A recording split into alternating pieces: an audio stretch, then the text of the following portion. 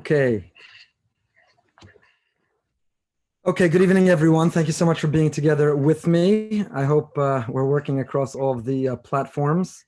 I'm so glad that you joined us. I know that many people this year find themselves in the unusual circumstances that they haven't before.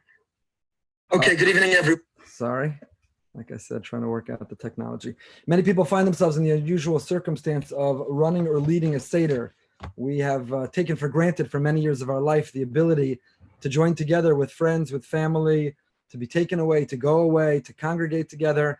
And there are many who have been in the position of being sort of passive spectators, who have been participants at a Seder, who find themselves this year in the lead role. So I wanted to do with our time together tonight is not reinvent the wheel. My goal is not to provide you with highfalutin, complicated, intricate halachic discourses or biblical exegesis trying to dissect and analyze the core text of the Haggadah. The goal is not anything like that, but rather the goal is really something quite simple. The goal is simply to provide some conversation piece, to give some of the tools to be able to lead a conversation at the Seder, which is what the Seder is meant to be, the way the Seder was meant to be conducted. The Seder certainly is an educational evening. It's an opportunity to connect with our family, with our friends, and many even find themselves this year simply trying to connect with themselves, with our core, with our root, returning to the best of who we are, to really enter an authentic conversation with ourselves. It's not fancy gematrias, it's not arts and crafts projects, it's not 17 different opinions, it's not halachic analysis, it's simply a conversation about freedom. That is what the Seder is meant to be. That is what the Seder is all about. In fact, Rabbi Chaim Soloveitchik, the Rav's grandfather, the great Reb Chaim Brisker, says that the format that differentiates the Seder night from the commandment, the obligation to speak about Yetzias Mitzrayim the entire year long, he gives 3 or 4 differences between Seder night and the rest of the year. But one of the core is that the point of the night is to have a conversation. It's an experience. We're reviewing, we are reliving a history. We're trying to inform and inspire our present to mold and shape our future. We have an incredible opportunity this year. This crisis has presented also an opportunity. This has been pointed out by many, that in this year in which our children have not been in school, they've still been attending school virtually, but they haven't been in the physical presence on the campus with their teachers. They don't come home necessarily with the same Haggadahs, the same level of Divrei Torah, the same fancy projects that often, as incredible as they are and as indebted as we are to our amazing educators, can sometimes be a distraction from what the Seder is meant to be. Normally, when I talk about this every year, I say, designate time at one of the lunch meals to review your child's Haggadah they brought home, to review their arts and crafts projects, but that's not what the Seder is all about. In fact, Rav Yaakov Kamenetsky and his Emes Yaakov, my friend Rabbi Baum pointed this out to me several years ago, points out, Ikar mitzvahs halaylu inyan sipur yetzias Mitzrayim, she'iti lahatorah chiyav la'av l'saper livno. The core mitzvah is for parents to teach, to educate, to transmit the story, to tell the story to our children. When teachers have done such an amazing job, to a degree that they've robbed us of that mitzvah, of that opportunity. So in this unusual year that we find ourselves, it's unusual, in some ways it's unfortunate, but it also provides the opportunity for us to take the role and the place that we were always meant to take. It's a painful year. It's a year in which, as we said, we're not necessarily surrounded by the people that we've become accustomed to have the Seder with, that we've counted down, that we look forward to, that we anticipate, that we have the excitement. It's an unusual year in that sense. But I want to share with you my friend Rav Sariel Malitsky, who was a Rav in Highland Park, Edison, had a beautiful insight, which I encouraged him. He wrote up and he shared it with me, and I want to share it with you. The Shulchan Aruch in Siman Tov Ayin Beis tells us, Yisader Shulchano Yafa B'Kelim Noam Kifi Kocho. That Seder night is different. We're majesty, we're royalty, we're aristocracy. No matter what we're going through, no matter what threats, no matter what we face, no matter the economic, financial challenges, even God forbid the health challenges, on this night we experience freedom and liberty. On this night we're royalty. On this night we set aside all of our problems, and all we are is in the loving embrace of Hashem, who we know with his incredible providence is guiding our lives. And therefore we celebrate as majesty, we display it. It's something we demonstrate literally and physically, not because we are faking, not because we are acting, but because it's authentic and real, even if it's only for a few hours, if it's only for that night. And one of the fulfillments of this, says the Shulchan Aruch, is Yisader Shulchano Yafa B'Kelim Noam Kifi Kocho. You have to decorate your table beautifully according to your means. Some have fancy crystals, silver, gold, china. Some have the most magnificent Pesach decor, which defines their table and elevates the entire experience.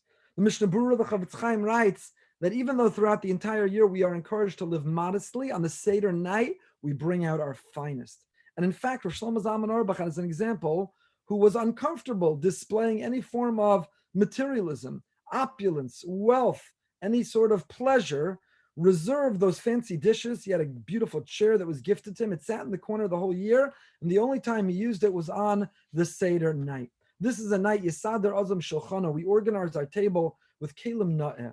What are those Kelim Na'eh? So Rabbi Militsky quoted Rav Aaron Leib Steinman Zatzal, who for him was the most modest, humble giant that we've had in the last century. He lived in one room on the most modest furniture. And one year, when he fulfilled the statement of the Shulchan Aruch to bring decor to his table, his decor was not gold, it was not silvery. The decor was a new sefer he had just printed, he has just published. Yemale Piti Lasecha. For him, the greatest decor that enriched and elevated, the greatest expression of his royalty was his new sefer. He's not the first. The Sefer Minhag Yisrael counts many who came before, great Torah scholars who would place their work of scholarship, who would place what they had written on the table to represent their Kelim Na'im. They were not defined by beautiful things, they were defined by the beautiful contribution of Torah. But here's Rabbi Militsky's point. With this, we'll get into the Haggadah and we'll get into the Seder night with this amazing, amazing suggestion he offered this year. He said, this year that so many of us find ourselves not with our children or grandchildren, or not with our parents or grandparents, or not with our siblings, nieces or nephews, even those who don't yet have their own family. So how can we be with them even when we're not? What are the Kelim Na'im? He said, go to your walls and take the pictures down. Go to your albums and take out the pictures and put them on your table. The decor this year doesn't have to be anything fancy of china, silverware, or crystal. The decor should be the incredible people of our lives. They are the Kelim Na'im. They are the great accomplishment. They are our legacy. They are our pride. It's what make us royalty. They are what enrich our lives and make us, in fact, rich. And I thought it was such a beautiful suggestion. I want to thank him for it. And I wanted to begin this evening with it. That the Kelim Na'im, the beautiful accoutrements, the beautiful decor, the beautiful possessions that we have, our legacy, are not the things, but are the people. And even when we're not with them in person, we can be with them in spirit. And how beautiful our table will be if we look around the table and see sitting at the table with us are the people whom we miss the most. Okay, so with this, let's begin. I have Haggadah in front of me. I hope you have Haggadah in front of you, and a pen and some paper, because I want to provide you, really, as I said, not fancy, not complicated. I'm not trying to impress you. I want to share with you what I do at my Seder, both some of the practical guide for those who are really leading this for the first time, as well as some of the conversation starters, because the whole Seder should be not a platform for impressing others with your Divrei Torah or your ability to do numerology. The whole Seder is a platform to stimulate conversation, to provoke transformation, to be able to walk away and be different than the way that we came.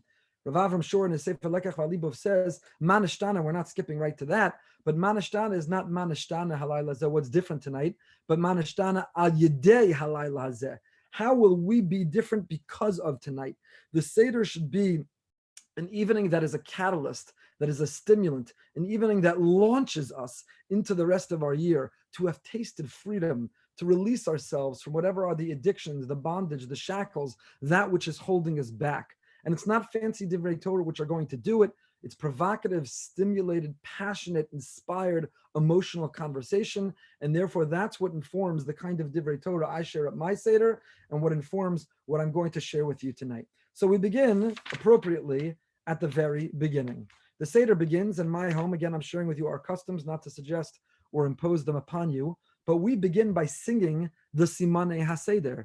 Kadesh, Yachatz, Karpas, Yachatz. We sing the other one. Kadesh, Yachatz, Karpas, Yachatz. Both versions. It gets the children excited. It gets all of us into it. It brings music to the table to beget us. It brings song, which we know is something that really emotionally moves us and jumpstarts us. But it does much more than that. Why are we beginning by invoking Seder? I spoke about this a few weeks ago when I gave a shir that's still available online at length, but to give you the 60-second version of it. We are celebrating our night of freedom. When we sit down at that Seder and we're dressed in our finest and we have our finest, including our possessions and our legacy, the image and pictures of the people, we come to celebrate freedom and liberty and emancipation.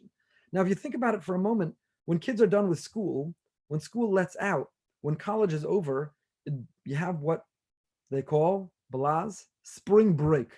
What is spring break defined by? No rules, no boundaries, no regulations, no restrictions. Someone who wants to celebrate a real freedom experiences that freedom by letting loose and letting go, having no boundaries and no borders. What do? We say, you know what freedom is? Seder, order, because discipline equals freedom. When you're disciplined with your money, you have freedom with your finances. When you're disciplined with your time, you have free time. When you're disciplined with your eating, you have the ability to lead a healthy life. Discipline doesn't restrict freedom. Discipline leads to freedom. Discipline is freedom. So what do? We sit down at the table and point this out. Again, each of these are conversations. Each of these can provoke long conversations. We don't need to go deep into the night. We're not competing who had the longest Seder, but each one of these, and you could divide across the 2 nights and the other meals of Pesach, each of these are meant to be conversation starters. Is freedom no rules, or is having more rules and more restrictions, in fact, enable us? Does it liberate us to be able to be free, to live our most enriched lives and our best lives yet? So we sit down, and what's in front of every participant? It's like we're going to a board meeting. We have the new minutes, the old minutes, good and welfare, and we sing it. New minutes, old minutes, new minutes, old minutes, good and welfare. Kadesh or Yachatz. It's bizarre, but it's not. Discipline equals freedom. Being organized, that is it. Rav Avram Shor in his Haggadah has another suggestion. He says, you know why we begin with the Simani HaSeder? Because we want to understand that in our world, in our lives, individually and collectively, nothing happened out of order. Even though our world, even right now, seems so upside down, and we don't understand why Yosef had to go to Mitzrayim and Yaakov followed, that brought the 70 souls to Egypt, that grew into a nation who were in bondage for 210 years, that only later were able to be freed. Why was it so? Why did it have to happen in this order? Why did it have to happen in this way? We begin the night by declaring that the world, the Seder Olam, Kadesh Baruch Hu, the Almighty, runs the world, and He runs the world in this order. We meet the person we're meant to marry in its right time. We have that child when it's meant to be. We find that right job when it's the right time. There is a Seder, there's an order to the world. And just like our evening is going to be informed by order, so too the world follows the order that Hashem has for it. So we begin with the Simani HaSeder, and then we launch the Seder. The very first thing we do at the Seder, the first of this formula of steps that we're going to follow of our agenda, item number 1 is Kiddush. Only we don't call it Kiddush. What do we call it at the Seder? Not Kiddush. Item number 1 we call Kadesh. Why do we call it Kadesh? It's a very funny formulation. Rav Eli Sadan, the founder of the Mechina movement in Israel, the Rosh Hashiva of the Mechina in Eli, in his Haggadah, he points out, it doesn't say Kiddush, it says Kadesh, because you know how the night starts? By being Mekadesh ourselves. It's as if we declare, we turn to the other participants at the Seder. If we're alone or even if we're with others, we turn to ourselves and we say, Kadesh, sanctify yourself, elevate yourself, be holy. Maybe until now you've been distracted, you've been overwhelmed by the cleaning, by the preparation, by everything that needs to go into getting ready for Pesach. But you know what? The moment has arrived. This is the time that we've been doing all that for. So it's not just about reciting Kiddush. We're not discharging an obligation by reading a text. Rather, it's about Kadesh, sanctify yourself. This is going to be a sanctified time. The next few hours that we're going to be together, Kadesh, we're sanctifying this time, we're sanctifying this space. There are no distractions, and there is no virus, and there is no pandemic, and there is no worry and fear, and there are no our challenges, there's not our failures, there's not our fears. All there is right now is Kadesh. Sanctify this time, sanctify this space, sanctify this moment. Rav Sadan points out that the word Kadesh appears not in the plural, even though there may be many at our Seder. It appears in the singular, Kadesh, and he gives 2 reasons why. Number 1, because you know what's going to bring about the redemption? If we want this night of redemption to revisit and repeat the original redemption, what will bring it is a sense of unity, of being together, of being united. You know, my friend Beth Kamenetsky pointed out to me that even El Al Airlines is not flying to Israel right now. There's only one airline flying to Israel right now, and it's called United. Because if we want the Geula and we want to be brought to Israel, we need together to be united. So in the singular, it's Kadesh, be united. That is the mission, the statement of the evening. If we want to experience the redemption that we're telling that whole story and reliving tonight, Kadesh, we need to see ourselves as one. But then Rav Sadan says there's a second understanding. Kadesh isn't the singular because a person should realize and think to themselves, if I want that redemption, you know upon whom it depends? On me. I can't rely or lean or depend on others. I can't simply say, I'm not worthy, I'm not important, I'm not capable, I'm not competent. Someone else will have to be the catalyst of the redemption. No, Kadesh, it's up to you in the singular, every one of us. I think about this virus and pandemic and the way we're behaving. And if each person says, I can violate the rules, I don't have to socially distance, I can overstep the boundary because who am I and what am I and it'll be fine. No, if each person says that, then the pandemic will literally destroy us all. Everyone has to act and behave and not only think, but actually execute as if it all depends, because it all does depend on us, Kadesh, on each one of us in the singular. Rav Shor and his Haggadah points out that normally we say, Sur me'irav aseh tov, first we distance from the evil and then we do the good. Really, Orchatz should come before Kadesh. Really, we should wash our hands, cleanse ourselves, so to say, and then we should sanctify ourselves. In fact, what do we do for davening? The halacha in Hilchos Tefillah is first you have to wash your hands and then you go into daven. So why here don't we do Orchatz and then begin the Seder with Kadesh? So Rav Shor says because tonight is so holy. Tonight is so unusual. Tonight, just like when we left Egypt, we jumped those 49 levels of Tumah. We experienced a sanctity and a holiness that night. We revisit that energy and that capacity each year Seder night. We don't have to first do Orchat Sur Meirah before Kadesh, before the positive. We can begin by sanctifying ourselves even before we are there. Lastly, on Kadesh, the Meshiloach, the Ishbitzer Rebbe says, why we begin the Seder night with a glass of wine? Of course, because it's Yontif and you have to make Kiddush. Why are we beginning this mitzvah of 4 cups of wine? The presence of the 4 cups of wine, which of course correspond with many things. We shared this Motzei Shabbos and our Shabbos Hagadol Drasha, the Yerushalmi and the Das Kenim, Bali Tosfos, quote many reasons where we get the number 4. But what's with the wine? 4 cups of wine. Listen to this Ishbitzer. He says, where we get wine? Wine comes from a grape. And you know how you get the wine from the grape? Somebody steps all over it. So a grape is delicious. A ripe grape, sweet, it's beautiful, looks beautiful, smells beautiful, it tastes delicious. But what's even finer? What's even more valuable? That which is inside, that which is most fine comes out when someone steps on it. Our people have been stepped on. We've been trampled on by our enemies and adversaries. We've been stepped on and trampled on by this world, by nature and our challenges. And when we get stepped on, it only makes us stronger. It makes that which is sweeter and even more precious come out. And that is the story of Pesach. That is the story of our people. No matter how many times we're stepped on or we're trampled on, we'll be even stronger. We come out even stronger as a result. We make the bracha with Kiddush of Shechianu. And Rav Sadan points out, Shechianu v'Giyanu, this moment, we're so grateful and we're so appreciative and we thank Hashem that we're so blessed to have arrived at this moment. Each moment is unique. Each moment is special. Each moment demands and deserves a Shechianu, a sense of appreciation. And again, each one of these can be elaborated on. Each one of these is an enormous conversation. I'm just giving you the Rashi Prakim. I'm giving you the little pieces to begin to have those conversations in your own way. But how do you say Shechianu this year? In some ways, Shechianu, that we came to this time, what a terrible time. But in other ways, Shechianu, wow. If I'm at my Seder, if I'm home and I'm healthy, if I'm breathing, if I'm alive, Shechianu, how sacred is this moment, how much I will appreciate it, how much I will never take it for granted, how special it is. Now, what is your posture when you drink the 4 cups? When we drink the cups of wine and when we eat the matzah, when we eat the afikomen, the halacha is, it has to be done beheseba. You have to lean, you have to recline to your left, you have to lean and recline according to Rabbi Soloveitchik, actually onto an object, not just into the air. I spoke about the mitzvah of Heseba last night. There's a shir online, YuTorah, RabbiFromGoldberg.org, with the shir I recently gave on Heseba at length, but I'll just share this one thought. The composer of the song Lean on Me passed away, and I saw an article, my friend Avi Feiner sent an article to me that many during this coronavirus have been drawing strength from that song Lean on Me. I think that of all the reasons that are offered for Heseba, it is a display of freedom and aristocracy. Royalty are able to eat while reclining. To me, one of the deep reasons for Heseba this year is the image that while we lean, we're leaning on Hashem. If he were to withdraw or pull away, we would fall flat on our face.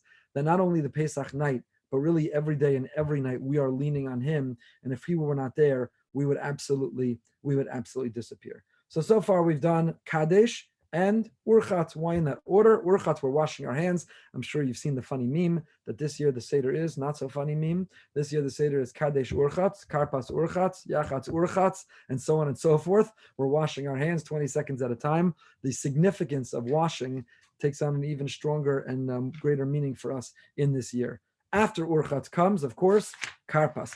Kiddush, by the way, again, I want to give some practical suggestions. In my home, we all sing the Simanim together, Kadesh Urchatz, and then we say Kiddush. I tell everybody at the Seder, men, women, adults, and children, raise your glass literally. If you're a righty in your right hand, if you're a lefty in your left hand, you fill the glass to the top with wine, with grape juice. You have to have a minimum measure, a revius, and drink the majority of that cup while you are reclining. According to many, if a person's incapable of drinking wine, grape juice can fulfill it as well. According to others, put a little bit of wine in the grape juice. But we all raise the glass and we say the Kiddush together out loud. We conclude the Kiddush, we sit down, we drink it while we recline. We then continue with the Urchatz, where the water is brought to us. It's a sign again of royalty, that someone goes around bringing the water, a cup, a towel. You do not make a bracha. This is not the washing we're doing for bread. It's the washing we're doing before the Karpas. And there's a reason we wash before we eat a vegetable. This is not a practice we're used to in our time, but it is a practice in temple times. And it is not only reminiscent, nostalgic for when it was, but it's also anticipating and longing for when it will be again. Which brings us up to the Karpas. There are different customs for Karpas. Some have parsley, some have potato. Rabbi Taitz Zatzal and Elizabeth famously used to have a banana because he said the purpose was to get the children's curiosity. Whatever amount you're using, whatever your ingredient you're using for Karpas, be careful not to eat too much. By this time in the Seder already, if a person wasn't careful to eat enough on Erev Pesach, one is already hungry and is anticipating how long they'll go till they eat. And you're tempted to down a few potatoes or to mix some of the potatoes. You're so hungry and desperate, you'll even eat a bunch of the parsley. Be careful. The halacha is you should not eat more than a kazayas because that might mandate you're making a bracha achrona. And then if you make a bracha achrona, you might have to make a new borei pri adama on the maror. We don't want to get into that whole halacha question, and therefore we eat less than that amount of karpas. Why are we eating karpas? And why are we dipping karpas? So, of course, simply we're trying to invoke the curiosity of the children. We want them to ask. But there's something so much more meaningful and so much deeper. The Rambam, Maimonides, has a commentary on the side in Hilchos Chametz and Matzah named Rabbeinu Manoach. And the Rabbeinu Manoach there says the following beautiful, beautiful reason. I say it every year at my Seder. I hope you'll say it at yours because it is a critically important point to be made and a conversation to have at the Seder. Karpas, says Rabbeinu Manoach, comes from the words Karpas, Kisones Pasim. You remember the story? Why is it important at this point in the Seder to remember this story? Because the Seder is about freedom. It's about liberty. It's about leaving Egypt historically and leaving the Egypt of our lives. But says Rabbeinu Manoach, before you could talk about leaving Egypt, you have to begin by talking about how we got into Egypt. How did we get there to begin with? Why were we there? That's not our place. That's not our land. Israel is our land. Eretz Canaan, Eretz Yisrael. So how did we get to Egypt to begin with? You know how we got to Egypt? Sinas chinam, baseless hatred. Because a Jew hated another Jew. A Jew marginalized and judged and called a name. A Jew dismissed and was superior and critical and condescending towards another Jew. Yosef and his brothers had tension, had friction, had conflict that resulted in the brothers selling Yosef down into slavery. What was that fight? Where did that tension hit its climax? Over the Ketzonas Pasim, over that coat of many colors. And what did the brothers do with that coat? When they threw Yosef down into the pit, they took that coat and they dipped it in the blood of a goat. And they brought the coat to the father, to Yaakov, and said, we found this, we discovered this. Clearly something happened to our brother. We don't know where he is, but we're fearful that he was killed by a wild animal. How do we begin our Seder? By taking Karpas, Ksonos Pasim, and dipping it into salt water. We are reenacting that dipping into the blood that began our descent into Egypt. Before we can talk about our ascent out, before we could talk about achieving redemption and freedom, we have to be reminded of how we got there to begin with. It's so important because as tempted as it is on Seder night to dwell on the good, on the sweet, on the freedom and on the redemption, we would be foolish and we would be self-destructive not to think about and not to focus also on the mistakes we made and how we got there to ensure that we don't do it again. because as much as we have evolved and developed, as much as we have progressed and grown in the centuries and millennia since these original stories, things have stayed the same. How much sinas chinam, how much baseless hatred is there still within our Jewish people? The Seder night is a reminder of ridding ourselves. And we have this many places at the Seder. Now is not the time, whether it's the fact that we dip egg or the presence of the egg at the table. The round egg reminds us, whether it's the notion of the connection on the calendar between Seder night and Tisha B'Av, which always happen on the same day of the week each year, because there is a connection between the two. Even while we are talking about freedom and redemption, we are mindful about how we got into slavery. That cause of sinas chinam, we pledge and we promise that we need to stop it. And that informs a lot of the Seder year, even where we go next. Okay, so we've eaten our karpas, whatever the ingredient you eat, make sure you have less than that measure. Again, at my Seder, I get everybody involved and I announce we're going to recite the bracha Borei Pri Adama together, and then we're going to eat the karpas together. Sometimes at Sedarim, you have different corners of the Seder going at their own pace. And in my experience, you lose everybody. Part of the night, again, we talked about Kadesh, it's unity, it's being together, it's being a family. So we should be synchronized to the best of our ability. And I try to therefore invite everybody to say Kiddush together, to make the bracha out loud together, Borei Pri Adama. Even if you already ready, you got the salt water before your sibling 9 people down. You wait, put it on your plate. We make the bracha together. We dip together. We make the bracha together. We eat together. Of course, the karpas is not eaten beheseba, would not eaten while leaning, because it is reminiscent of something sad. The dipping it in the salt water.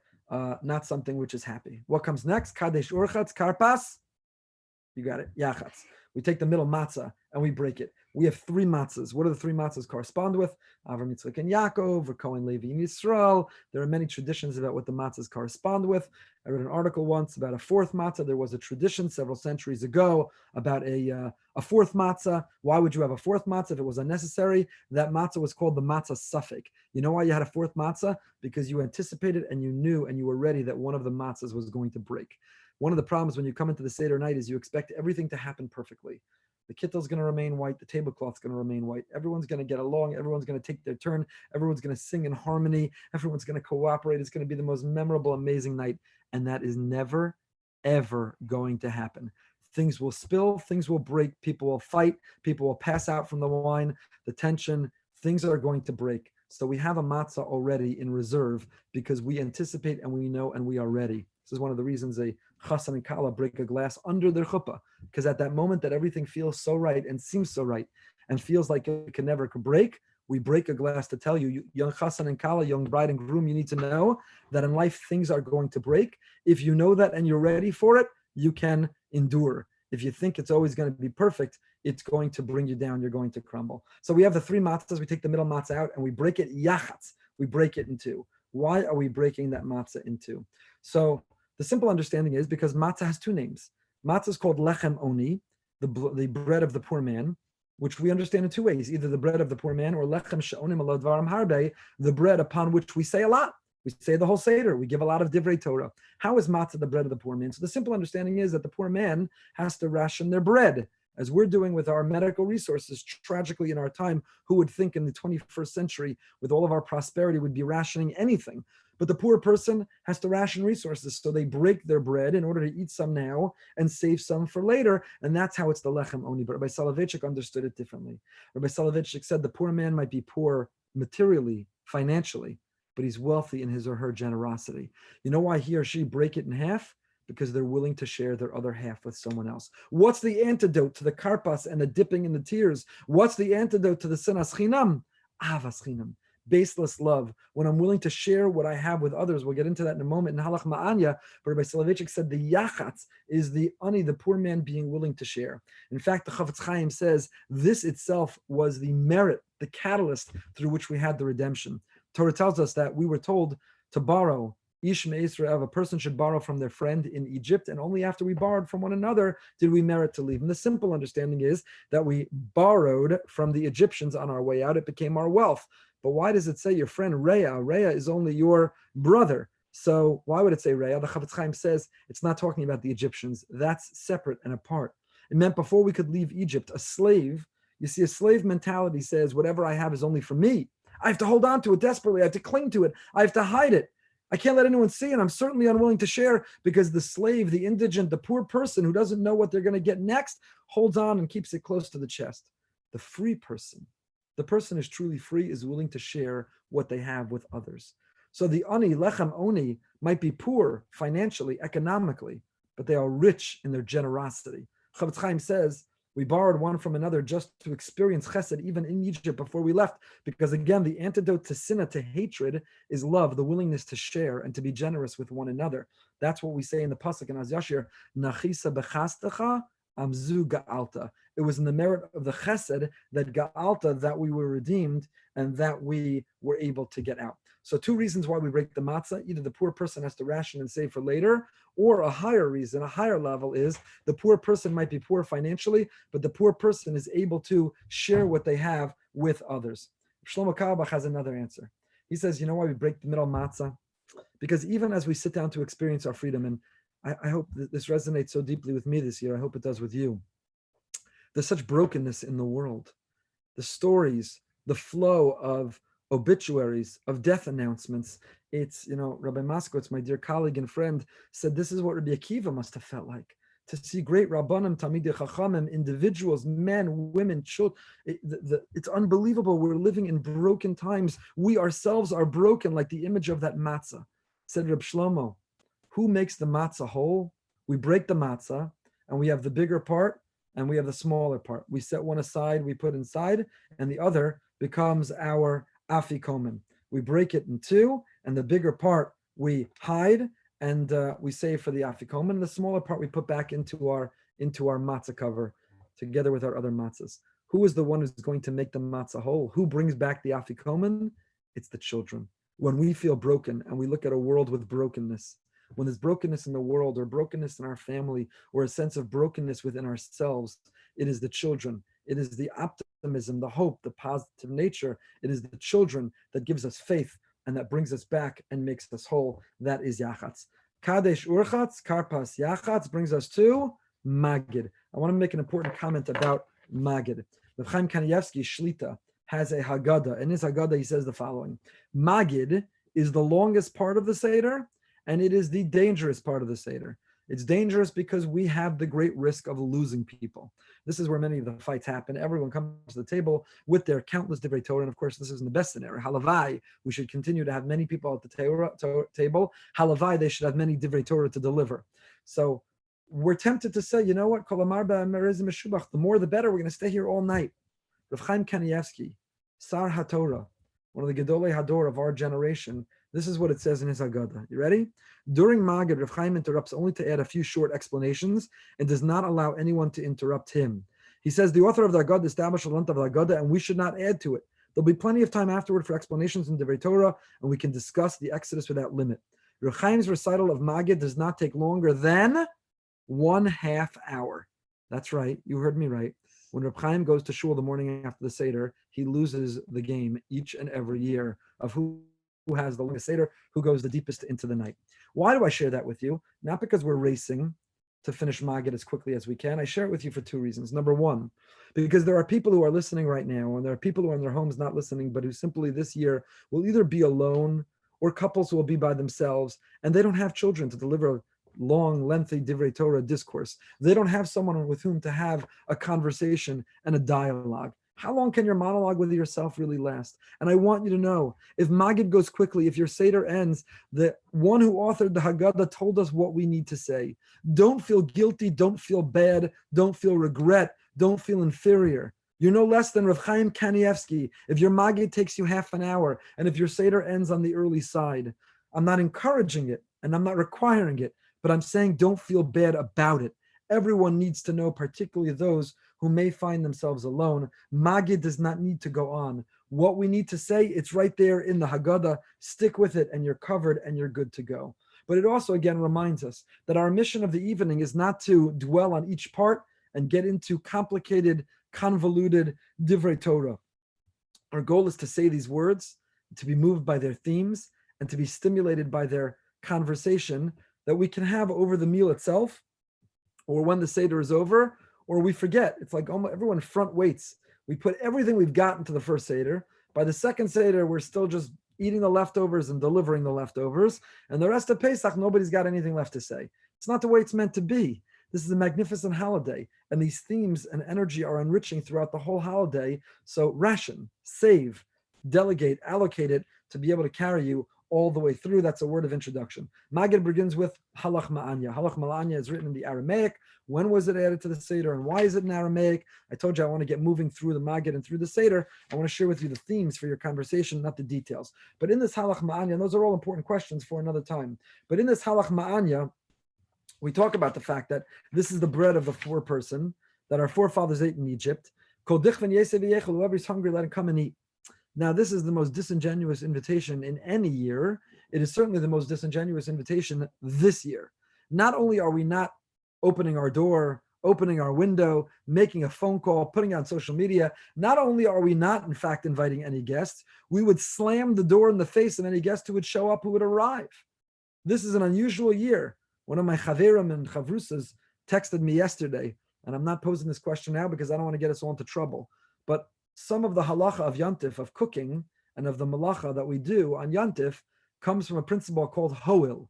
Since a guest could arrive any moment and I need to have enough for him, therefore hoil I'm allowed to do. What about in a year where across the globe no guests are welcome, no guests are allowed? Does that impact our halachic practice today? I'm not putting it out there because I don't want to cause problems, even if he did. No, he doesn't want to cause problems. He just mentioned it in terms of the halacha. So this is a disingenuous invitation in any given year, but particularly this year. Our windows are closed, our doors are locked. Nobody hears us say, anyone who's hungry, with such grace of kanakers, anyone who's hungry, come and eat. Kol ditzrech, yesei v'yifsach. Anyone who needs, come and offer the Karban Pesach. The Beis Halevi in his Agada says, we're not talking to people on the outside, we're talking to ourselves. You know who's hungry and you know who needs the Pesach? You and me. We're desperate for redemption, for Geula, for temple times where we'll be observing Pesach, not in its non-ideal way. We're desperate to return to the ideal observance of Pesach, where Yesei v'yecho, the Karban Pesach had to be eaten ala sova. You had to eat the Karban Pesach, the sacrificial Pesach, while you were full. That's why we say anyone who's hungry, come eat and be full. Whoever needs, come have the Pesach, because we're not really referring to anyone here in this world. We're referring to a time when we will once again be able to offer the Karban Pesach. But it means something else. Even in a year like this, and this is such an important and powerful message, it means the following, and many have this comment. It means, you know what freedom is? When you're willing to share what you have with others. You're not inviting others because you literally think someone's going to knock on your door and you're going to share with them. You're inviting others because you're beginning your Seder by making a statement. World, God, myself, look at all that I have. Look at my china, my silverware, my crystal. Look at my pictures of my kinderlach and my eniklach. Look at my svarim. Look at all that I have. Look at my good health. You know all that I have? I am willing and eager and able to share it with others. You see, when you're stingy and when you're cheap and when you're unwilling to share, then you're not really free. You're enslaved to your possessions. You're enslaved to your bank account. You're enslaved to that which you have. But when you look at that which you have, whether it is a lot or a little, and you say, you know, whatever I have is a blessing, and so much so I'm willing to share it with others, then you've truly set yourself free. It's a night of freedom. We set ourselves free through this declaration that I'm eager and willing to share what I have with others. And how important is that message for this time when there are so many who have less, no matter how little you have? And are we willing to share what we have? Or are we buckling down and holding it close to the chest and acting in a stingy fashion? Are we giving ma'os chitim? Are we giving Tomchei Shabbos? Are we ensuring everyone has 4 cups of wine and everyone has matzah and everyone can make a Seder this year? Even if we're not sure where our next paycheck is coming from, but if we have the ability to give, are we giving in some way? Because that display, that declaration of Kol dichven yesei v'yechol, whoever needs come to me, that is the very way in which we declare our sense of freedom. Again, this is such a critically important conversation piece. If you're stingy and cheap, if you're not generous, then you're a slave to what you have. But if you look at what you have and you're willing to share it, then you own it. It doesn't own you. Then and only then are you really free. What a great conversation piece to have. We move on to the Manashtana. Manashtana. I left out a few things. Boop, boop, boop, boop. It doesn't matter. Sfasemes, Pesach, Pesach, the ability to speak. We're going to be here all night. And I don't want to be. I want to get you out with some great conversation pieces. Manashtana. Manishtana. So what is the Manishtana? We said Rav Shor already. Not only Manishtana, why is tonight different, but Manishtana al Yedei Halayla Hazeh. What will be different because of tonight? Not only why is tonight different, but what will be different as a result of tonight is also part of the Manishtana. Rav Asher Weiss, Shlita, Mori Varabi, and his Minchas Asher Haggadah points out that if you look at all four of the Manishtana questions, all four have Shoresh Echad. They have one root, namely Avoda or Cherus, slavery or freedom, Shibud or Geula, or redemption. All the contrasts in the Manishtana are all emphasizing and expressing this theme. We know we're doing it in order to get the children interested, get the children active. I tried to teach my 6-month-old grandson Manishtana on a walk this past Shabbos. It didn't go very well, as precocious as I think he is. But the idea is that the youngest person asks the Manishtana. Again, just giving you the insight into my Seder, we begin with the youngest person, but we make our way all the way up. Often my father, he should be healthy for many years and rejoin us for the Seder, please God, in coming years. Sings the Manishtana in Yiddish. Sometimes we've had it sung in Spanish, in Portuguese, in French. It's a wonderful way to get everyone's interest, curiosity, to get some livelihood back into the Seder by singing the Manishtana in different languages. So the Manishtana is sung, and then we respond. Manishtana is question and answer, which is what the Seder is all about. Even a person, those of you who will be having the Seder all alone, still do it in a question and answer format, which speaks so much to the pedagogy of the evening. It's an educational evening. We learn from questions and from answers. Judaism has never shied away from asking questions. And here's another conversation piece for the night, not to get stuck at Manishtana, there's a long way to go. But, Rabbi Asher Wade, who is a fascinating rabbi in Israel, tour guide at Yad Vashem, rabbi, himself is a convert. He was rising in the ranks of Christianity. Maybe you've heard him tell his story. And as he rose in the leadership of the church, he was filled with many questions about Christian doctrine. And he describes in his own story that he went to one of his superiors. It wasn't the archbishop, but it was somebody very high up in the church. And he said, here are all my questions about the New Testament and Christian doctrine and Christian, I don't understand. And he was so relieved when his superior turned to him and said, I have the very same questions. So he said, that's wonderful. What are the answers? Help me. I'm stuck. So his superior turned to him and said, you know what I do when I have those questions? I get down on my knees and I pray that they go away. And he was so disturbed and so disappointed, he continued to explore, and he found Judaism. Judaism says questions. We love questions. We embrace questions. We're never afraid of questions.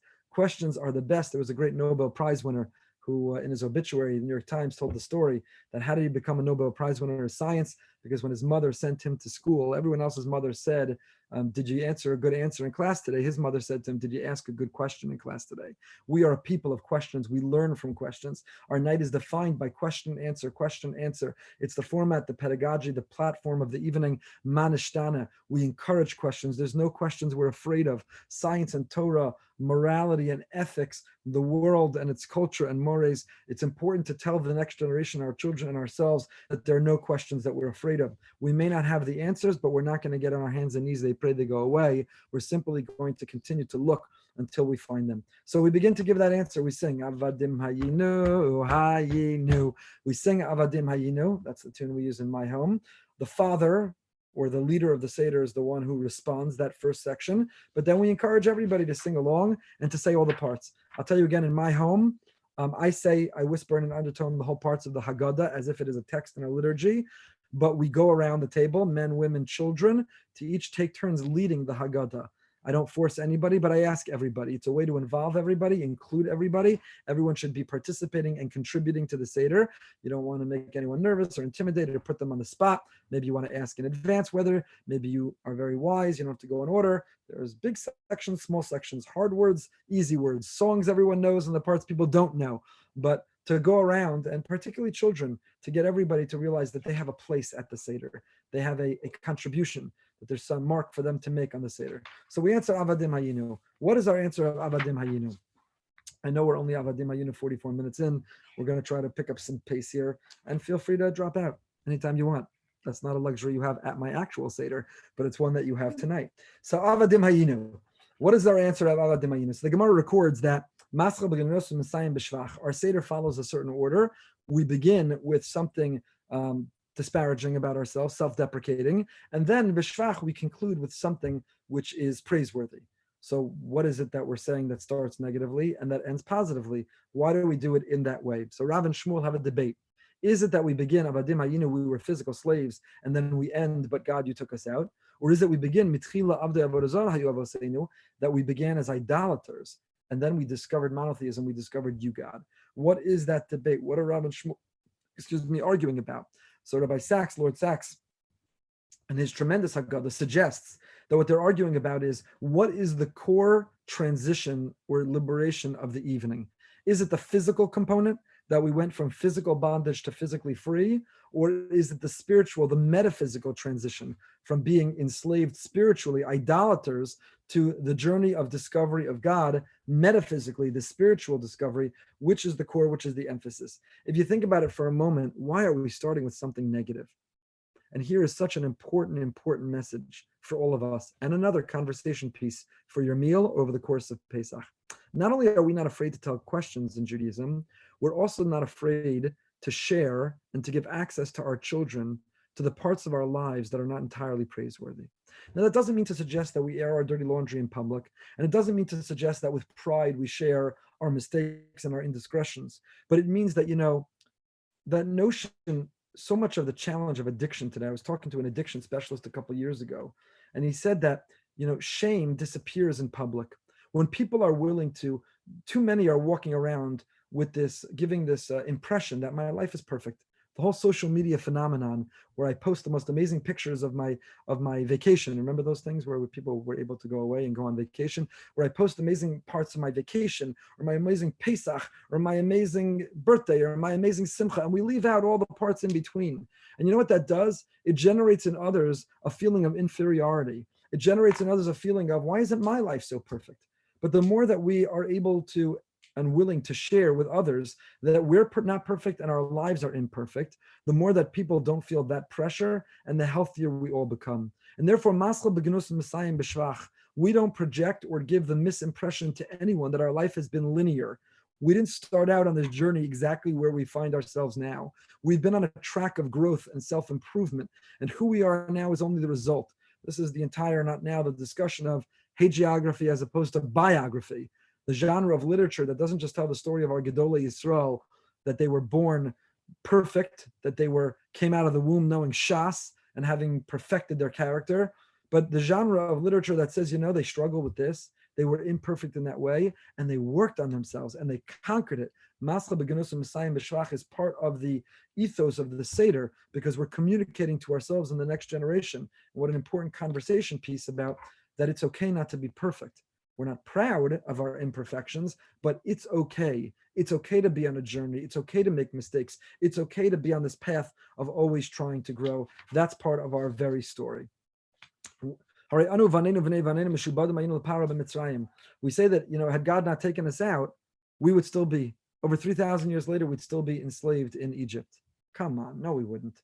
We know socio-political change in the world. The odds that we would still be in Egypt are very small. So what does it really mean? What are we really saying? I'm actually looking at one of my favorite Haggadahs right now, Hashir V'Hashevach. It's the Haggadah of Rav Zalman Sorotzkin. I love this Haggadah. And here he says the following. What it really means, God, had you not taken us out, it means not physically we'd still be enslaved. But, we have a uniquely Jewish culture, perspective, view of the world, ethic. We would be like the rest of the world. We'd be like everyone else had you not taken us out. We would simply worship pop culture. We would simply subscribe to the same fads. We would simply have the same ethics and ethos and mores, but we have uniquely Jewish. We have our Torah perspective that God gave us divinely, and that's only because he took us out. Whoever speaks more, the whole night is all about speaking. The night is all about the mouth. We speak and we eat the matzah, the maror. It's eating, it's speaking, it's what goes out, it's what's come in. Why? Because that's freedom. Freedom of speech. Freedom of speech is not the ability to say anything I want to say. Freedom of speech is the ability to speak freely. A slave has to be very careful of every word they say. A slave has to be very measured. We have the ability to speak. Pesach, says the Sfas Emes, the Arizal. Pesach, its name comes from Pesach.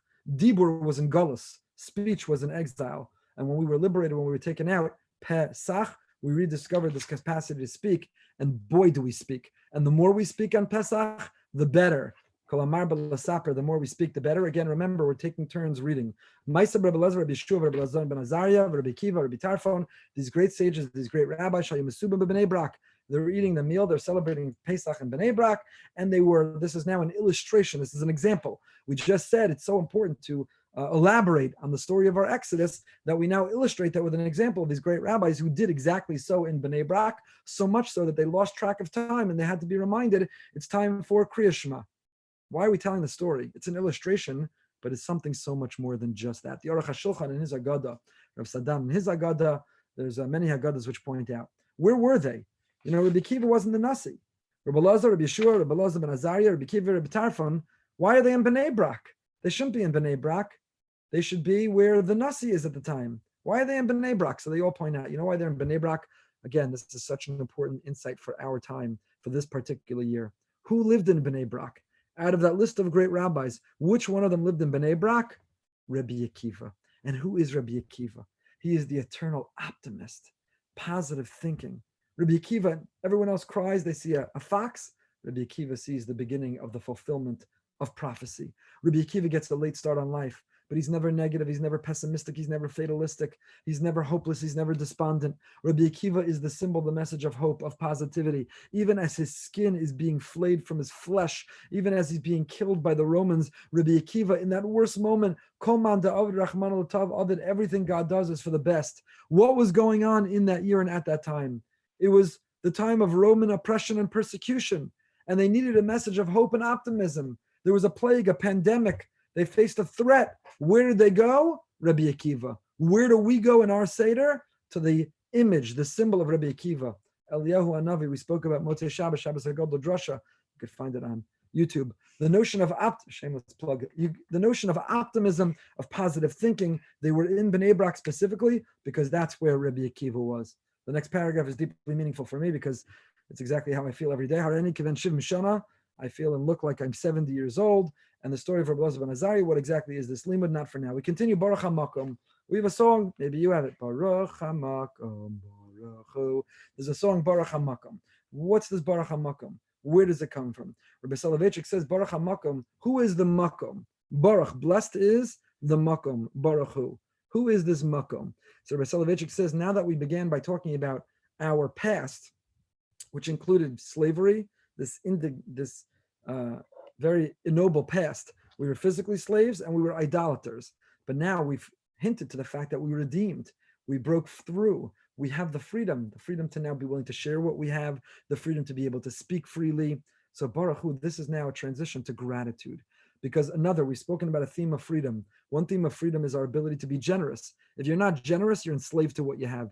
You're only free if you're willing to share. Freedom is the ability to speak. If you can't speak, you're enslaved. And a third theme of freedom is gratitude. You're only really free when you're capable of being grateful. Because implicit in every expression of gratitude is an admission. I needed it and I benefited from someone. Rav Hutner famously says that the word hoda'ah, modeh li, modeh al, when I'm grateful, I'm making the admission that I needed you and I benefited from you. And so real freedom is the ability to express gratitude, to feel a sense of gratitude, which is one of the significant themes of the whole night. What is Baruch HaMakom? Listen to this beautiful insight of Rabbi Soloveitchik. He says, Baruch HaMakom means, you know who my place is? Right now we're confined to our homes, quarantined in Israel on Pesach for the first time since the night of Yetzias Mitzrayim. The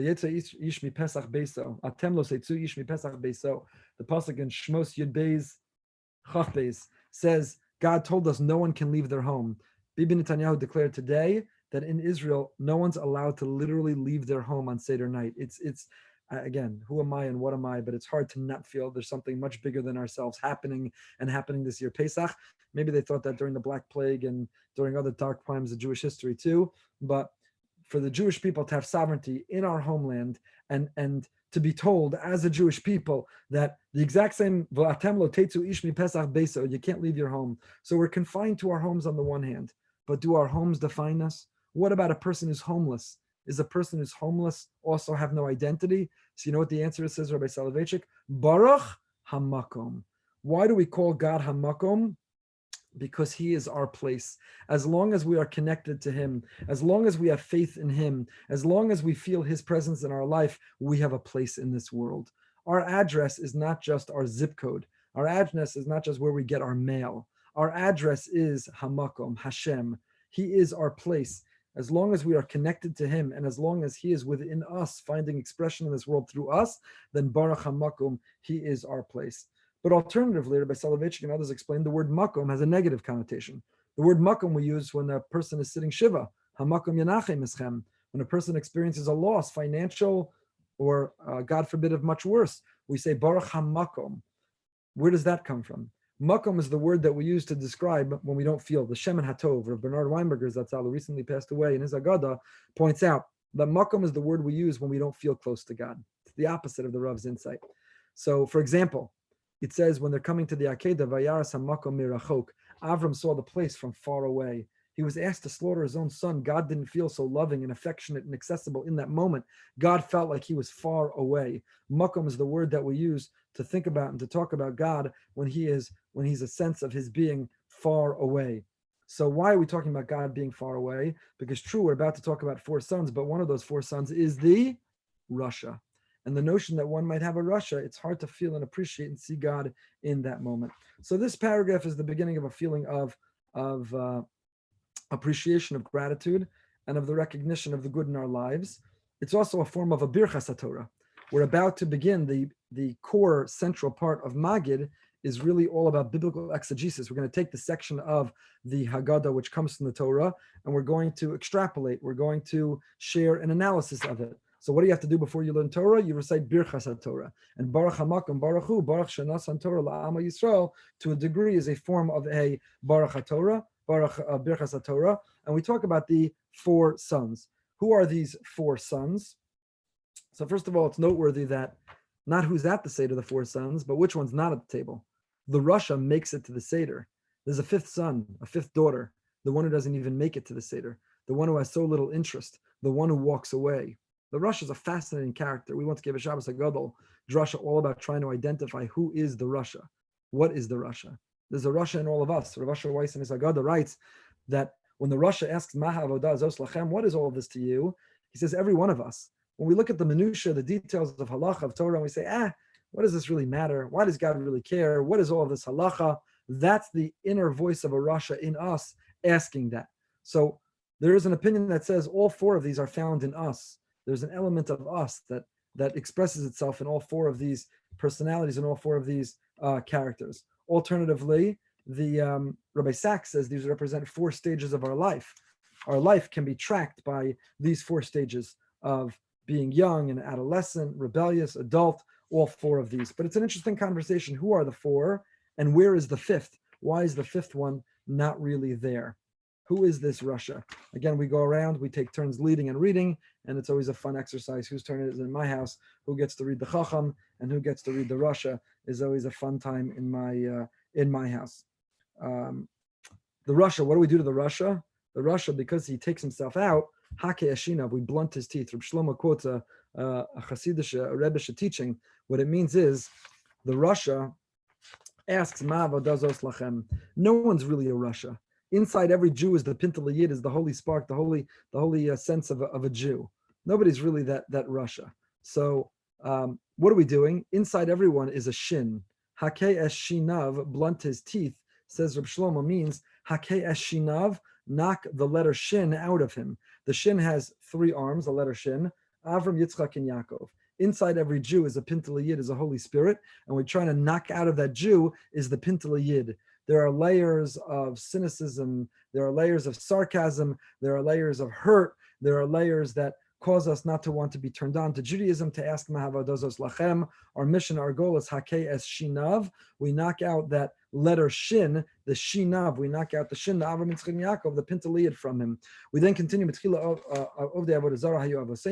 we began as idolaters. This is the alternate to Avadim Hayinu as the answer to Manishtana, that we began as idolaters. And we talk about what that means. What are we worshiping in our life? You want a conversation piece? This is one that we try to have in our home, Avadim Hayinu.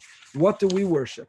What do we value? Whom are we worshiping? What is slavery and what is freedom? If I can't start my day without my overpriced triple vanilla caramel latte from Starbucks and I go into debt because I can't afford it, but I'm addicted to Starbucks as my vice in the best case scenario, or I'm addicted to something else even worse, what is freedom? Is freedom the ability to walk freely? Are we free right now, even while we're confined within our own homes? Do we have freedom because we can do chesed?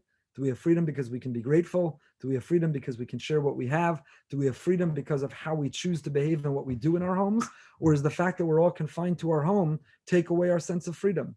So essentially what I'm suggesting is that this is a point in the Seder.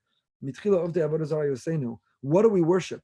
What are we addicted to? What do we bow down to? Celebrities, athletes, the mighty dollar? Isn't it interesting how all that's been removed from us? There is no NBA playoff, and there are no NFL, and there is no Major League Baseball, and there is no golf tournament. The Masters today announced they're going to happen in November. That's like moving Pesach to November, lahavdil, like incomprehensible. But the sports world has been taken away from us. Entertainment, no new entertainment's being produced or created right now. So if those things defined us and we were addicted to them, can we live without them? What do we worship? What are we bowing down to? Versus what are we free? Is it physical freedom? Is it emotional freedom? Is it existential freedom? How do we define slavery? How do we define freedom? What is it really all about? We then now get into the biblical exegesis a little bit. We begin. Baruch Shomer Havtachasa, we acknowledge that God fulfilled and kept the promise that he made to the Jewish people. He was Chisheves HaKetz. He thought about the end. What is that Ketz? What is that end? Many beautiful insights, not for now. And then we get to Vihi Sha'amda. We lift our glass. And again, I'm giving you the image of my Seder. Everyone, we've been rotating, going around. Parts of it, we take turns leading. Other parts, we say and sing all together. There are times that we cover the matzah, times that we uncover the matzah. Just look at your Haggadah to know when to do what.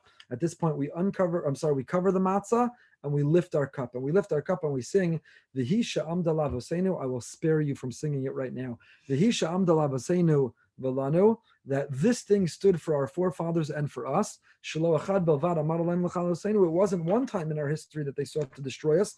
B'chol dor v'dor. In every generation they stand against us in order to eliminate us, and God comes and rescues us from their hand. This is such an important paragraph. Why? What's it all about? Why are we lifting the cup? So Rabbi Tzalel Radinsky in his Haggadah quotes in the Maharsham. What's the word vihi? Vihi, this thing, she'amda lavosenu. It's what stood for our forefathers. This vihi, what is it that stood for our forefathers? What is it that stands for us? So the Maharsham says, you know what the vihi is? The fact that we're lifting our cup, the fact that we don't drink stam yenim, the fact that we only drink kosher wine. This was put in place. Why? In order to say that the Jewish people have to protect ourselves from assimilation.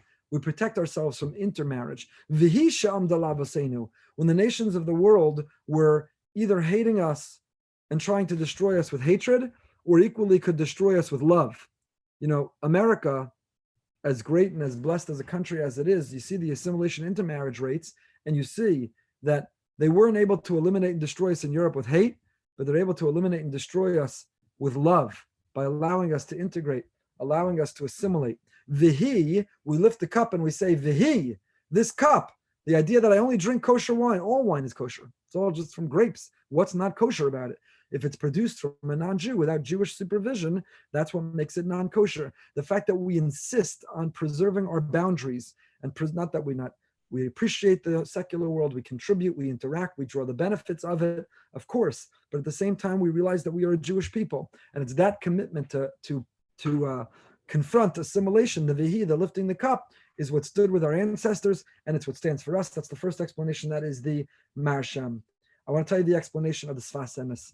I love this pshat. Listen to this Sfas Emes. He says, you know what the vihi shamda lavosenu is? Shelo echad bilvad amar aleinu l'chalosenu. Shelo echad bilvad. Shelo echad. When we're not united, when we're not unified, when we're not one, shelo echad bilvad. For that reason alone, amar aleinu l'chalosenu. When we're not united, when we're fighting with one another, when we're competing, when we're condescending, when we're judgmental, when we're taking each other down, when we're dismissing one another, that alone is reason for our destruction. Says the Sfas Emes, it's a night of unity, Kadesh, in the singular. Fly to Israel united. It's a night of unity. Shelo echad bilvad. Because we weren't united alone, that alone, amar aleinu l'chalosenu. What an important comment of this Vasemis. Aruch HaShulchan in his Haggadah has another interpretation. He says, you know what the Vihi is? This is a tough one to swallow, but it's also very true in our time. The Vihi Sha'am Delavosenu, you know what has protected us through the generations? Anti-Semitism. Anti-Semitism protected us. Anti-Semitism threatens to destroy us. The answer is when we forget we're Jews, the nations of the world remind us. When we try to integrate, when we try to drop what makes us different and distinct, the nations of the world come at us. And we've seen it in the modern spread of anti-Semitism, that before the coronavirus was the biggest threat that we faced this Pesach, was this resurgence of anti-Semitism. Do you know how many secular Jews who had forgotten they're Jewish said, you know, if anti-Semites want to take me down, I'm going to wear a chai around my neck. I'm going to put a mezuzah on my door. I'm going to re-explore my sense of Judaism. The Vihi is anti-Semitism has stood for us as horrible and as terrible and as difficult, and as much as we have to fight it, it also has to a degree protected us because it's protected us from fully assimilating. We then put down the cup and we uncover the matzahs again, and now we break into the story of the first anti-Semite. We referenced anti-Semitism. So again, it's a conversation piece. Anti-Semitism, of course, is bad. And of course, we're trying to confront it and eliminate it. But is there any good that comes from anti-Semitism? What is anti-Semitism's impact ultimately on us? Aside from threatening us, can we leverage it? I think we're missing a huge opportunity. We should be exploiting anti-Semitism and leveraging it to try to reach out to a unaffiliated Jewish population and say, if you want to forget your Judaism, anti-Semites won't let you. They hate you because you're Jewish. It's worth at least looking into why you're Jewish. We should be leveraging it. Vihi Sham does a great point to have that conversation. And then we continue with the first story.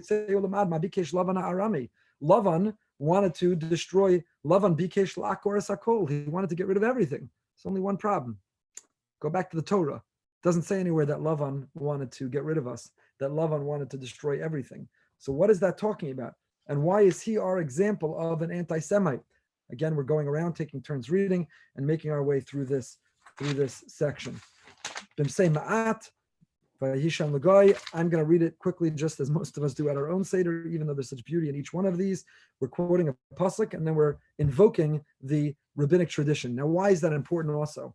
Because part of Judaism, part of the Seder night is all about Masorah. It's all about tradition. It's not just about our written Torah. It's also about our oral Torah, and it's also about the traditions that we have from one another. So we're quoting a pasuk, and then we're invoking Chazal. Pasuk Chazal. Why? Because we're trying to show our commitment not only to our biblical Torah, but our commitment to our Masorah as a whole and as our tradition as a whole.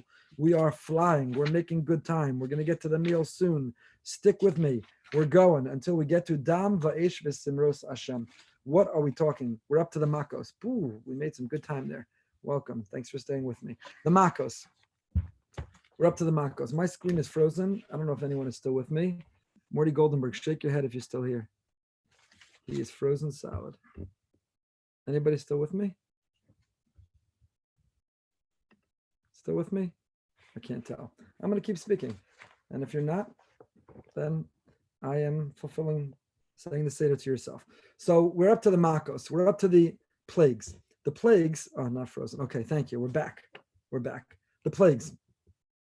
The plagues are a highlight for many of the Seder. We get to dip our finger and take out the wine because we don't regale, we don't take joy in the pain of others. It's an opportunity to get the children involved. Like you, we have props at our Seder. We try to involve the children with props, throwing frogs everywhere and putting on the masks and reenacting and all the props you got to put in time. The more preparation you do for your Seder, the more meaningful and transformational your Seder will be. If you can think you're going to rush in and be exhausted and sit down and all of a sudden come up with something meaningful, you're too late to the game. It's all a matter of the preparation we put in advance. So this is an important point, by the way, to talk about that. Do we take joy in the downfall of our enemies? Do we celebrate in the targeted assassination of a terrorist? Do we celebrate? Is it something that we celebrate or something that we hesitate? So we take out a little wine. And what does that mean for us and the way we react when we hear about an enemy who was brought down and the like? The part I want to bring your attention to is right before we go through the fun, we sing Dam Tzvardeya, frogs here, frogs there, frogs are jumping everywhere, and we go through all of them. Before we do that, we invoke Rabbi Yehuda's brilliant contribution. What is Rabbi Yehuda's brilliant contribution? Rabbi Yehuda had no saying bahem simanim. Rabbi Yehuda came up with a great acronym.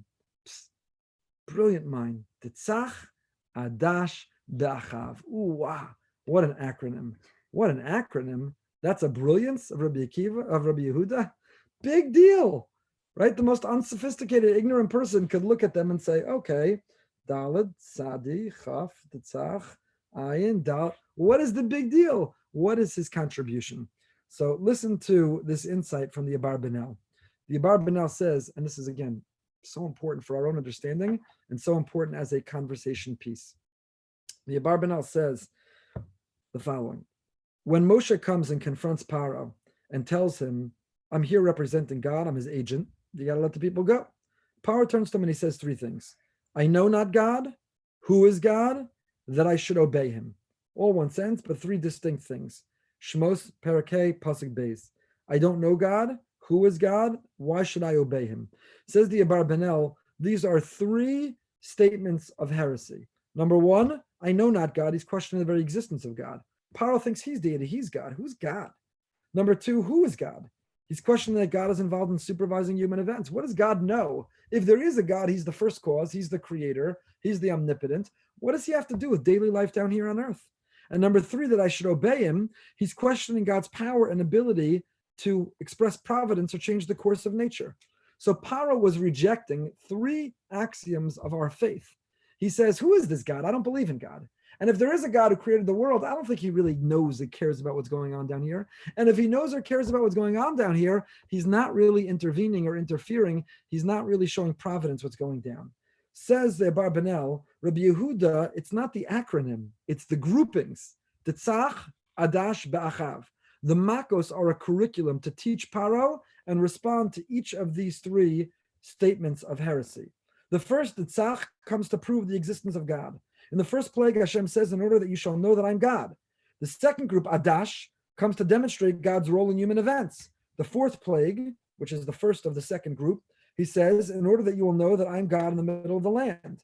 And the third, Be'achav, comes to demonstrate God's mastery over nature. In the seventh plague, which is the first of the last group, he says, in order that you will know that there's none like me in all of the land.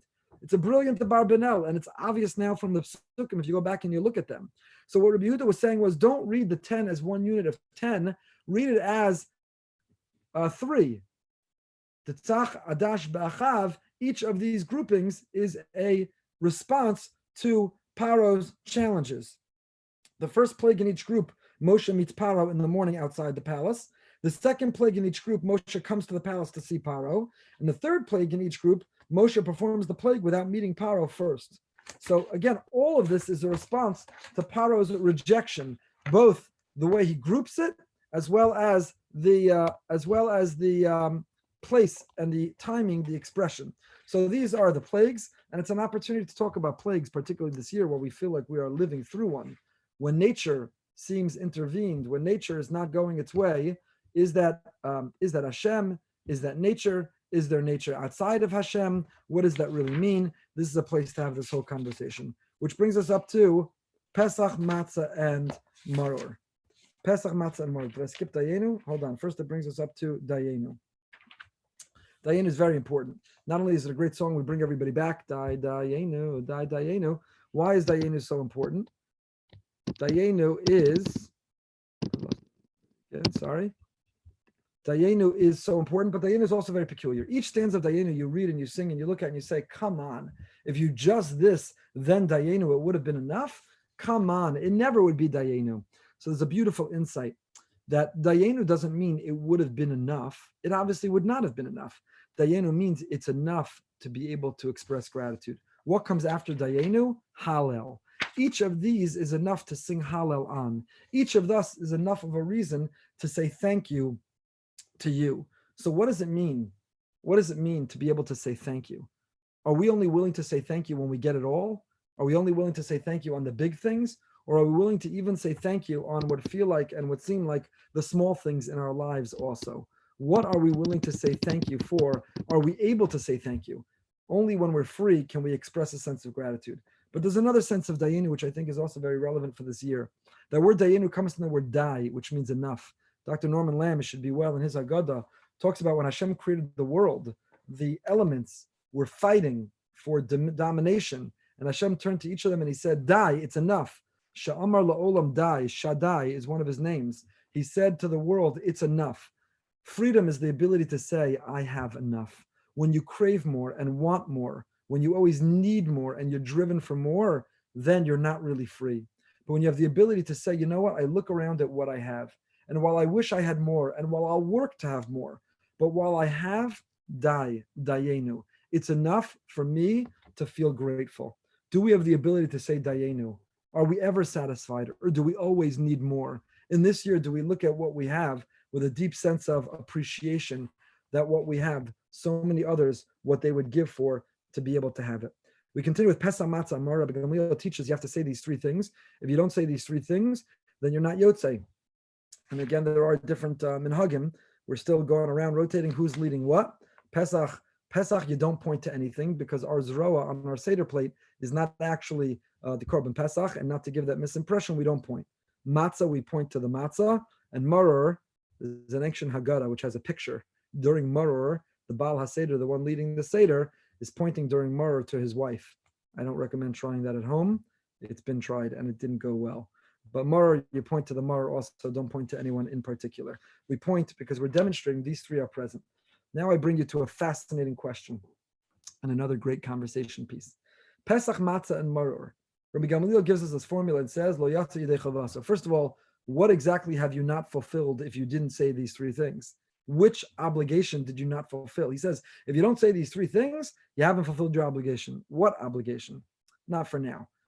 My bigger question, is this the right order? If I told you Pesach, Matzah, and Maror, put them in an order, what would you have done? Maror, Matzah, Pesach, or Maror, Pesach, Matzah. Certainly you would have put Maror first. Why? Maror is about the bitterness of our experience in servitude. Maror is all about the bitterness of the slavery.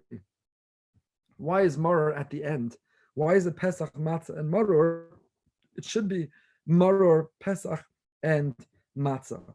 So there are a lot of reasons which are given, but the most significant and meaningful to me is the idea that never make the mistake of thinking that when you get to the point of Matzah, you're done with the Maror in your life. To really be free and to really be faithful doesn't mean that you expect everything to be smooth and flawless. You have to anticipate and know there will be Maror again in your life, even after the Matzah. We don't celebrate freedom. We don't experience this royalty. We don't express our gratitude on condition that it's smooth sailing from here. It's Pesach Matzah, and we're going to encounter Maror again. We have an oscillating narrative, ups and downs, good and bad, and we're not afraid to share it all. We start with the bad, and here we anticipate the Maror again, because the Maror also has a place in our redemption. When we realize that life is not going to be smooth sailing from here, we're going to continue to encounter that Maror yet again. In every generation, a person is obligated not only liros es atzmo, to see ourselves, but the Rambam's gear, so the Rambam's version is laharos es atzmo, to demonstrate, to physically show that we are free. And then we continue now with the Hallel. We say the first part of Hallel. Hallel is broken up into two. Half of the Hallel before, half of the Hallel after the meal. The Hallel before the meal corresponds with all the redemption of the past that we're celebrating and talking about.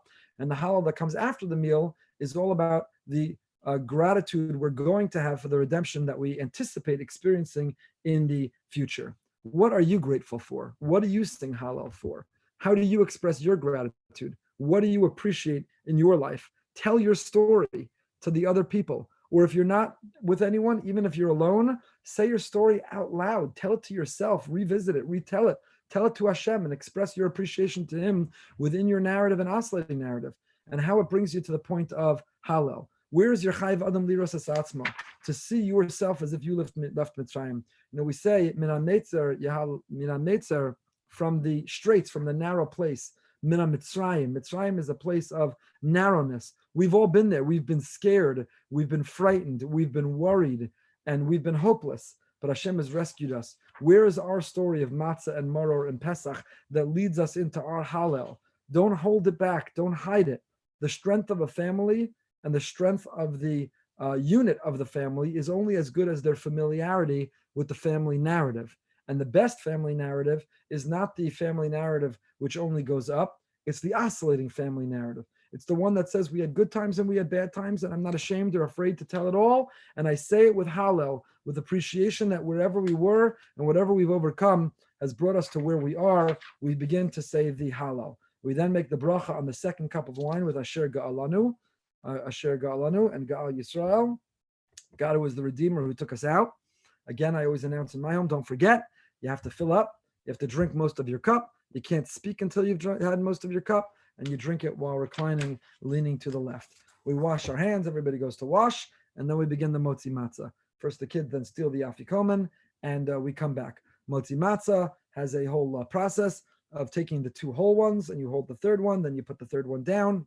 You make the brachas of hamotzi lechem and asher k'deshanu al achilas matzah, the birchas hamitzvah on the eating of the matzah. And you have to eat a kazayis of the matzah within a certain requisite amount of time, and while leaning, making sure that everyone has your seder, has enough of it in order to eat it. We then eat the maror, make the bracha on the maror, al achilas maror. We're not making a new adama. It was covered from the karpas, assuming you didn't eat too much and have to make a bracha achrona earlier in the seder. You make the bracha on the maror. You don't recline. Maror is, of course, bitterness. And then we do zeicher l'mikdash kehillel. We invoke the Hillel sandwich. Why are we invoking the Hillel sandwich? We once gave an entire Shabbos Haggadah drasha about the Hillel sandwich. But Dr. Norman Lamb in his Haggadah has the idea that for Hillel, life is about synthesis. It's not that we have the matzah and we have the maror. It's not that life is either defined by bitterness and darkness or by redemption and light. Often they're intertwined. Right now we're going through a crisis, but the crisis is laced with sweetness. The bitterness is laced with sweetness. They're not independent. They're not segregated. They're not distinct from one another. But for Hillel, there's a synthesis between the two. He would combine them and unite them in a sandwich with the recognition that really in our life, often there is the presence of both at the same time. It's an interesting thing Rabbi Shechter points out in his Haggadah, our hero, Rabbi Shechter, that we said half a halal before the meal, half a halal after the meal, and now we're interrupting halal to have a meal. You're not allowed to interrupt halal to have a meal. So it must be that the meal itself is part of the expression of halal. What we talk about during the meal is a fulfillment of the halal. This is not a meal which is a relief from the Haggadah. Oh, thank God. Close the Haggadah, put it away, get rid of the cups, get rid of everything. Finally, we can eat a meal and be normal and talk about what we want to talk about. No, this is one of the critical steps of the Seder. It's one of the Simanim. It is part of the Haggadah. And this is halachically significant. It's not a hefsek in my halal before and after, because my meal is filled with meaningful conversation. I continue to express these themes and have this dialogue and experience freedom as part of my very meal. It is the equivalent of a seuda, of a korban toda. This is when we left Egypt, we met all four categories of people who survive something and they need to respond with a sense of gratitude. We meet all four of those categories of people. This meal, says Rav Shechter, is the meal of a korban toda, and therefore it's not a halachic interruption between the two halals, but only if we're having the right type of conversation, only if we're eating the meal in the context of the Seder and the Simanim, and don't, God forbid, see it as a break from it. Of course, then we have the afikomen, which is the next step of the Haggadah. Tzafun, we have the afikomen. It's the children who bring it back, different customs, different families. Many emphasize that we don't ever talk about stealing the afikomen. Stealing is not something that we ever condone or ever support. Language matters. Chaim Kanievsky was very careful never to say, he would announce, at Yachatz, Rav Chaim announces, in our family, we do not steal the afikomen. We do not educate our children to steal. He places the afikomen at his side, and understandably, no one takes it. In our family, everyone takes it, and they fight over who gets to take it and who gets to therefore get the afikomen prize. But still, words matter, and we should be careful not to use that word stealing and come up with some other way to describe that experience. Where did that custom come from? There's a lot to talk about that. We once gave a Shabbos Haggadah drasha about the afikomen, Epicurean, its Greek origin, and why we have this notion of taking it and hiding it and looking for it and recovering it, and what that has to do with redemption, all for another time. We've eaten the afikomen, that is eaten beheseba. While reclining, make sure that you eat enough of it, and each member of the table of the Seder gets the amount that they need to eat of it, and then we bench. We say the benching, and at the end of the benching, we conclude the benching on the third cup of wine. The third cup of wine. Normally, only the leader of the benching makes the bracha. We bench, as we've been doing for the whole Haggadah in my home. Everybody says the benching together out loud, and then we all sing the Henani Muchan Mzuman. We drink the third cup, and we lean and we recline while we drink the third cup. Now, you're allowed to eat or drink between the first and second, second and third, but the third and fourth, you're not allowed to interrupt. You can't eat or drink. And Rav Asher Weiss in his Minchas Asher Haggadah says the reason is because you can't make a break. The 4 cups correspond with the 4 languages of Geula. And that 4th language was the notion that Hashem took us to Har Sinai, the idea that he gave us the Torah. We can't separate out the experience of the physical liberty from becoming transformed to a covenantal community. You don't interrupt between the 3rd and the 4th cup. We now continue with the Hallel that comes after. This is a Hallel which is projecting. We've now left the world of the past, and in the present, we're already anticipating the future. Seder night is an entire timeline that we're living on. The past, the present, and the future all simultaneously. We've expressed our gratitude and we've relived and reenacted the past. We are informing our present through our anticipation for that future. This is a Hallel that goes on the future. Again, in my family, we sing the entire Hallel out loud, including Hallel Hagadol, the Kili Olam Chastos. We come up with another tune each night, each year, who gets to lead, and we go down the list of the Kili Olam Chastos. We sing and we say, I get to fulfill my dream of being the Chazan at least that one night of Pesach. We finish the Hallel, and we're up to the 4th cup of wine.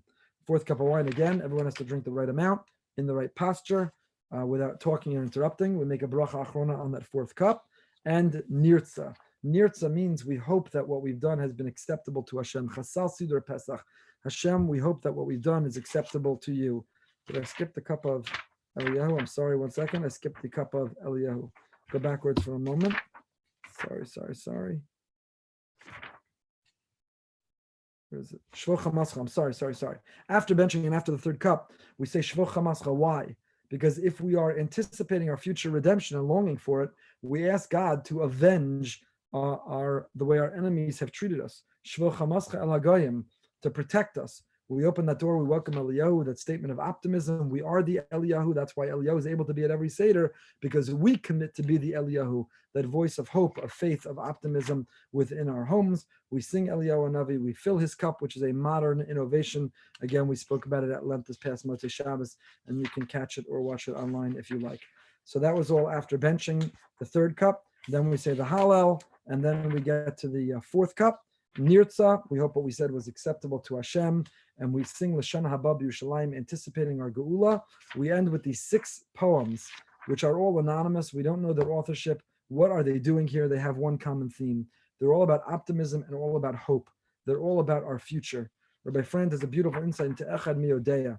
He says, if a person has cultivated within them an instinct of faith and emunah, then they know that in numbers. A person who loves stock market knows numbers. The person who knows sports knows the RBIs. The person who knows whatever, we associate numbers with whatever we hold most dear. This song about who knows one, Echad Miyodeya, this list of things are the things which we should hold most dear and therefore should be most instinctive and intuitive to us. We should so easily be able to spit it back. But all of these songs really are songs that reflect our sense of hope, our sense of optimism about the future. So I hope tonight, and I apologize how long we went, but we offered some insight, most significantly some conversation pieces. That's really the most important. And keep a list of each of these. First night, second night, all 8 days, try to stimulate these conversations. Freedom is sharing, freedom is speech, freedom is gratitude. What does it mean, freedom? What am I enslaved to? What do I worship? What do I bow down to? All of these different concepts within our lives. The Seder is not supposed to be something about the past. The Seder is supposed to be something that transforms us. Not manashtana halayla hazeh, but hopefully if we were successful, then we walk away, manashtana ayidei halayla hazeh. If we are successful, we walk away saying, we will forever be different because of this night. Thank you so much for joining me. Wishing everyone a chag kosher v'sameach. Please God, we should be together.